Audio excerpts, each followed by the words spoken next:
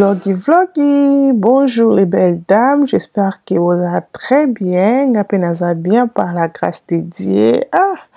Qui rola ki bo mama oh ma belle et si la bisote bande konangai nga surtout bana nga basana o mikie ki bo mama ona na ngoko ko aider nga bandeko na munki na tongo wana na accepter no sali basani o bibika zongo na Shein ezaka 4 mais moko et comme sala et comme kolonga ba gold omundi ba couleur wana gold ezana ba eza na ba cercle wana gold comme kolongwa et na comme ba oh fona encore basani mususu na Shein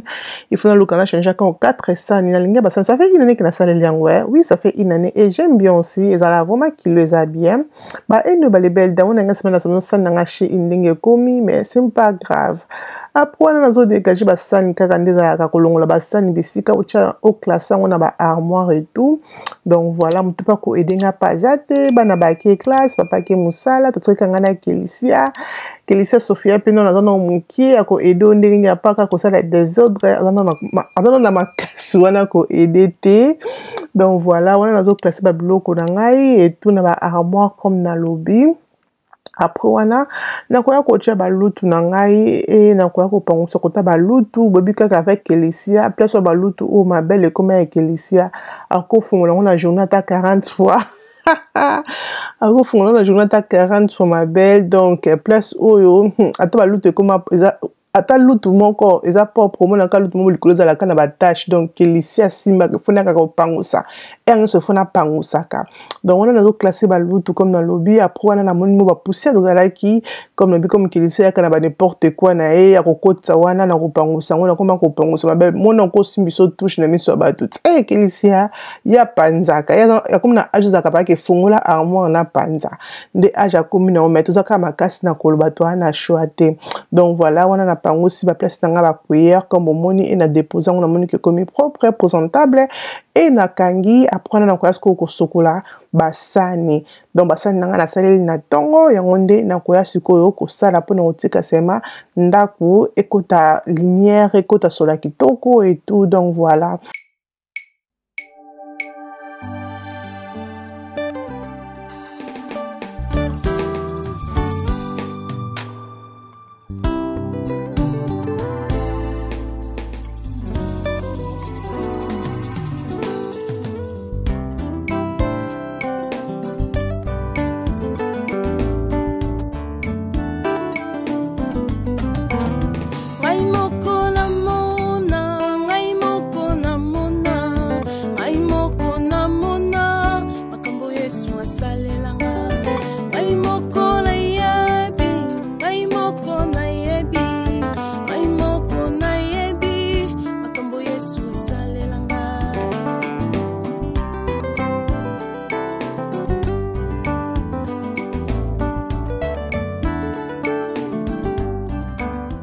Donc voilà ma belle, wana kambo moni na sokola basani o basale la avant ki ba kende classe bien ems palia avant ka kende musala et moko emsa et Dakar mona ki sokola basani sokola muki avant mais sokola muki avant te au sokola basani te au tikela ngango comme ça donc voilà wana nga mona yo nettoyer bloko na nga tangu na ko telema donc voilà wana nazo nettoyer basani na ngai bien là parce que nga vraiment na lingaka te basani za salité na ndako eloko na yina lokwa basani parce que basani memaka so za salité amemaka banyama mike na ndako mona ndako no za lokwa banyama mike sema bapuku salité basani mablo ba odeur mabe dans la lingaka te basani même na fatigué ma belle pona ki kola le funa sokola basani nanga le ba ke ceux qui aiment sabika sokolela ngai oui sunu tenga moko funa sokola ngo pona ko rater basani ela la salité vraiment ko sala effort wana ko sokola basani ko tika basani ezala propre eza vraiment important sunu to mona ndako na yo e koza na banyama au moins même na hiver comme ça na banyama mike na ndako ozana odeur bien te solo bien te na kata ndako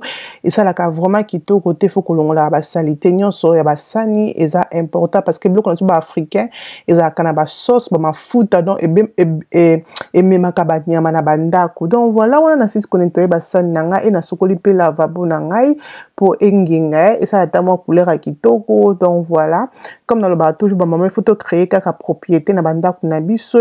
il faut linganda kuna yo parce que na poto amta kota la ne moto er nyonso azate donc ozo bongisa ndako na yo ozo bongisa ngo bona yo na libota na yo zo bongisa ndako na te que parce que la rose akoya kotala nga non parce que na poto eza rare au mona mutu aya kotala na ndako eza vraiment rare donc ce que ça ndako no kitoko ozo la par exemple bana na yo bazo mona oyo mama zo sala oyo papa zo sala et ozo bongisa ngo pona yo na libota na ngata na bongisa ndako na nga comme ça ma belle na bongisa kango pona ngai na libota na ngai pona te ki mutu zo ya kotala nga nde après na bandako bongisa non. Donc voilà, on a reçu na pas aussi seulement parce que ça qui déjà propre na ni quelqu'un jeune à boutou donc c'est ça qui kolamba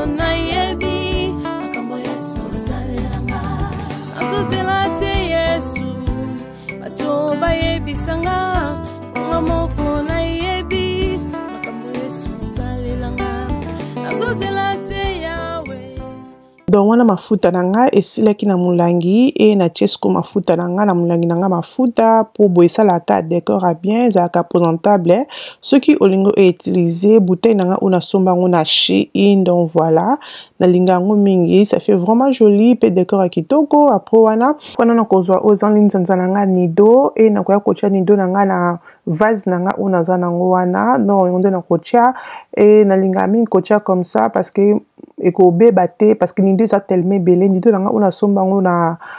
Costco boy nazo ngona 22 livres quelques et boy vraiment na biki eko umi la biso donc pour biso nanda utiliser nido to utiliser vraiment to linga nido biso nanda ku donc voilà linga kuzanga nido nanda kute donc voilà wana nazo nido nanga pe na chango na bol nanga obomoni et regardez pendant janvier nido nanga eza vraiment comme ka katikati eza vraiment les premiers ceux que to sel la nido presque chaque jour nanda kuna surtout ngai na sel la nido mingi donc voilà on a pango si vase nanga et voilà comme ça vraiment joli présentable et na ko tchan kuto na chaka ba bloko nanga ya ti donc voilà et là na zaki pe na ba mai nanga na e uti na storage na bigi na ko tchan na frigo mbala moko te so eloko na ko sala na ko nettoyer ngo na ko nettoyer nga toujours kosokola comme ça parce que na storage et umeli et fanjona ça fait longtemps et tout donc voilà o lokoza kamba ma ya komela okangisa munoko no linga ka kina pangu sango na sokola ngo pona za sema you know nazala bien que attention na kangisa munoko nanga eza na poussière te ke na zonka mbala mana ko tsango bongo et ko koza na poussière et boye c'est bon na ko tcha sikoyo na frigo après wana na kwa kotanda siko babilamba avant kina tanda bilamba nanga na sokola babilamba bobi kinga na ndako nanga ma belle tiki na commentaire na se oza secret ni sokola bilamba ndenge nini parce que nga na ndako nanga na sokola ka bilamba na ba nanga mike ona za nango ma belle surtout botan na vacances à une semaine o na sokoli vraiment bilamba nyonso na repasser nyonso mettons bazongi encore bona moni encore babilambe comme ozonga ngabi nzambe na ngai bilamba oyo kosilanga mukolo nini pelikolo na ngofo repasser ba anyway ma belle na lokolo babilamba oyo kaukaki et là na ko tcha babilamba siko bébé Kelisia na comment sokole bilamba pe mona kiawa parce que akoli Kelisia komi na 2 ans et quelques mois pas et demi mais 2 et quelques mois donc voilà Kelisia akoli na comment pour ça elle peut savoir mikolo na celle que sous ba savoir ba mikete parce que Kelisia alia kanyo so s'offrir OK donc voilà on le six côté de bilamba et na qu'est-ce que côté bilamba na oyo na armoire bisika no ozela oya Kelisia kauka après na repasser on sont ensemble après on a Kylian na ute chez Coco et Kylian na zongi na sapato na ya Jordan ma belle c'est pas le modèle comme ils a capé mais comme biso couleur encore laisse tomber donc on a tes savon maman encore et na tes vanish na biki na ko tourner machine regardez mon dingue basket onde komi donc akene na ko na bet na ngo ba football ba bet ba ya tambour les obeta football ata mo ebimi football ata zo neige football donc voilà on a Jordan ne comme vraiment salité na bi nango ni ko na maboko ngayo jamais na ko tourner machine sala makambu na yo donc on a une machine pour que esokola parce que alinga Jordan ne o mingi même na pi na école alinga pe kola tango et on a pe continuer pe kiara basket na e zaki vraiment ça te makasi te bien na ko tonka ka etela atoba yebisanga ngamoko na yebi makama yaso salanga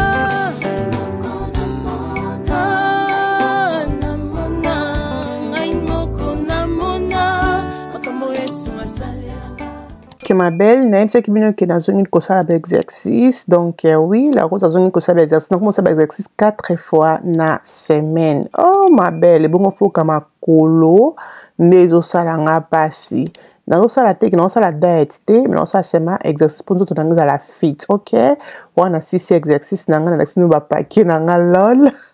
Papa qui beaucoup lemba, mais regardez-moi des autres on a vu ce commis, hein? Nous on a vu ce commis. Bon, moi ça fait une année, hein? Ça fait déjà une année que la rose a sali opération. On a ça qui une année le 19 février. Oh my God, ma belle, la Seigneur Nzambe, merci. Donc on a machine nangue katani et voilà. Eteli, hein? Eteli quand même des alaki, non? Eh, Eteli, il faut qu'on a sepé la karate qui ont bala, mort optant et kaokaki, abimami thank you, comme ya si, karabia, yo baby saka maman ya kosokola. Fais dans sa maman salité au lapa, lol.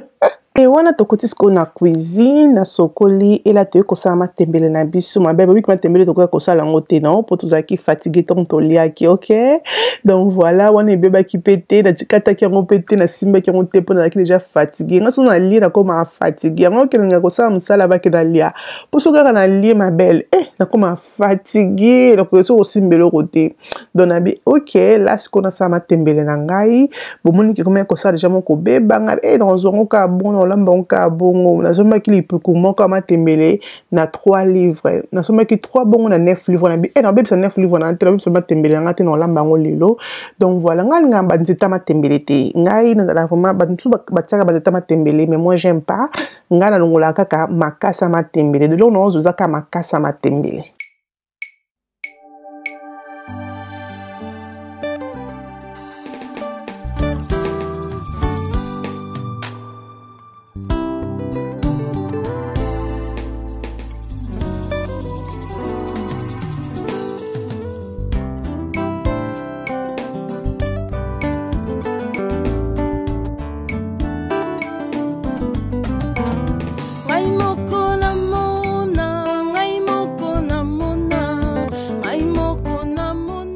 Voilà, on a school matembele nanga vraiment très bien matembele bimaki nango mukie parce que nous avons makasa na boki banzete et voilà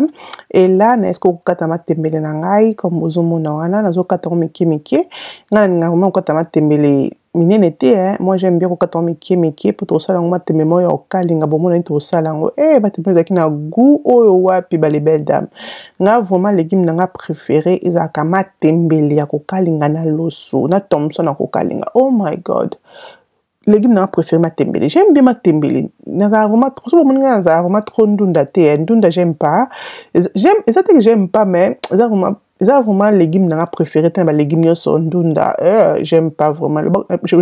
na préféré même épinard qui ndunda mais matembele nga matembele mingi matembele zani simple ataka ya kotokisa za la kitoko ba ne ba les belles dames wana siso kata matembele et là na ekusko ko sala poisson nga na zo chango ozali muscade et na chango ozali black pepper parce que comme mi ke poisson nga poisson ya kokalinga na sala ya kokalinga na matembele ya kokalinga na oliongo na loso oh ma belle tika so meka te meka et là la boîte qui est en moi aïe et la boîte qui est un peu citron comme bomoni donc voilà et na kwa ko chape o ezali tangawis nazo râper tangawis na ya fresh na teki aïe na ya fresh te parce que na aïe fresh te mais na tangawis fresh na tangawis na et na ko chape o ezali paprika donc voilà après na kwa ko cha bouillon na ya elengi ya poisson donc voilà na tie bouillon o esala ka vraiment elengi et bakisaka vraiment elengi et pardon on ba saison nango ba poisson à chaba parce qu'on a saison nango ba poisson à London nakoya kocha mungwa po ebimisa penza goût poisson nanga kitoko et là nako mélanger biloko nanga nyoso on a na poisson très bien c'est mélangé très bien ko tati na kati ya miku wa poisson et nakoya kocha o ezali litungulu la poussière dans le côté poisson ko kalinga na kocha matungulu la poussière et nakoya ko bakisa mo cube manger pour la monique mungwa nanga kokite po pesa kaka goût comme l'explique abino elengi bouillon ya elengi ya poisson pesa kaka elengi na poisson mzala na mungwa te OK ezaka goût ya poisson donc voilà poisson n'a rien commis comme ça na roti kango pe mamukie et là na ko kata sko ba légume nanga o na ko tia na matembele donc ba légume nyoso bozomona yango nde toko kinde ko mixango na ko kata comme ça et na ko mixango pona chango na matembele makambo yesu asalelanga maimoko na yebi maimoko na yebi maimoko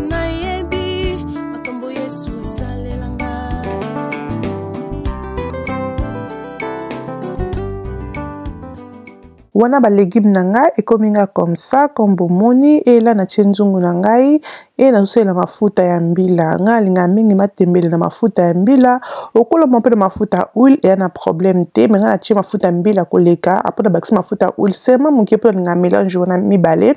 et na kocha sko matembele na nga bobi ki matembela kota ka mafuta déjà légumes ekota mafuta lokwa matembele zala te matembele eyiba ka mafuta so ekena na mafuta wapi nga na bino to yebite donc wana na tie matembele na nga ka mbomoni et là nazo kalinga ngo tongo zo kalinga matembele na yo faut za mtema ya kokita parce que matembele za légumes moko kitoko mais faut abela so ka belite azaka kitoko te OK.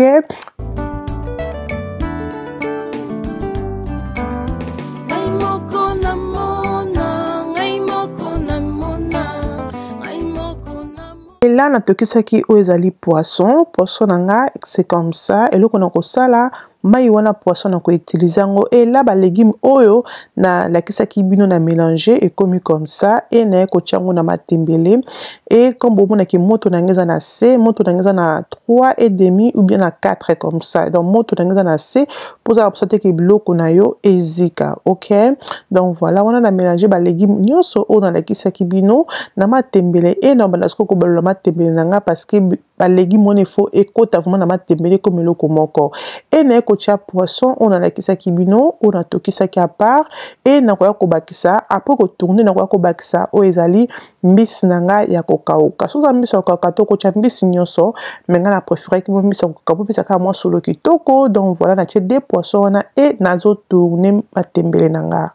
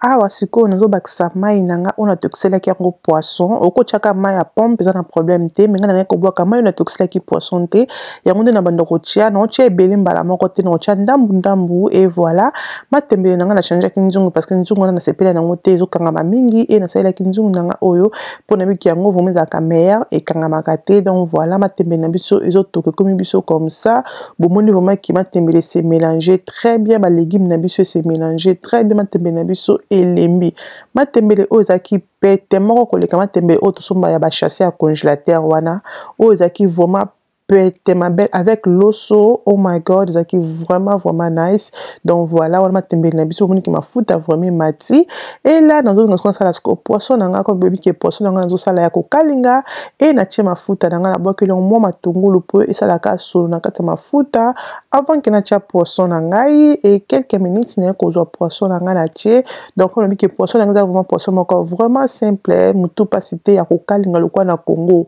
o kalinga ngo sema c'est tout OK. Comme ngana ninga vraiment poisson ko kalinga ezala vraiment ya ko kalinga na ninga tezala mai donc ko kalinga ngo vraiment ki e kalinga ma OK pour que to mutu ba les belles dames eza koto na ngai mutaliaka mutu na ndako na biso zaka ka ngai bateso balinga mi tout à part nga de fois dans la cirque et c'est kalinga mi très bien.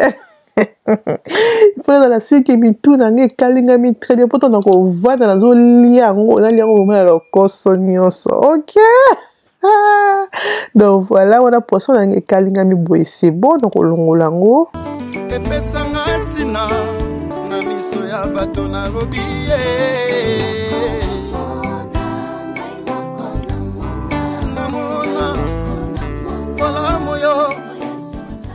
Voilà ma belle, on a recette nabiso esili, na se servir comme ça, na ti moi safu na nga pembeni matembele o irata kite, ko bosa na te ko zala abonné, ko aimer vidéo et ko sala nga bien makasi. Toki d'abord ko lia matembele o na bino. Ok ma belle, là na meka bloko na nga na bino. To mona ndenge esali, so bomoni ye. Bomona ke matembele na nga eza na mafuta parce que na lingaki ko lia comme ça na loso. Donc voilà. Vraiment yummy.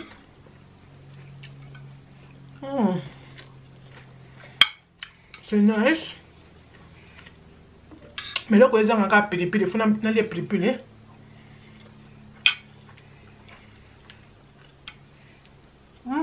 Vraiment nice pour les belles dames, mais ça, vraiment nice.